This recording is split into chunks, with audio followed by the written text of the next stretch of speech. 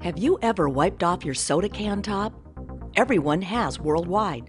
Regardless of age, race, country, stature, or religious belief, we have all a common bond against pre-handled can tops.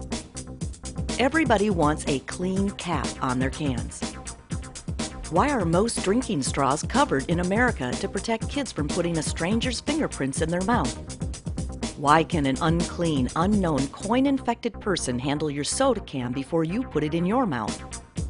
Of over 250 billion beverage cans consumed globally per year, this can top kiss problem is spreading hazardous pathogens to millions daily. The beverage companies of the world must do the responsible thing. They must clean cap their cans to protect their valued consumers. Advocan's BevPack plan also guarantees a profit model for the beverage companies via can top advertising revenues. America spends $35 billion per year on junk mail. SMU college students prefer peelable can ads over direct mail.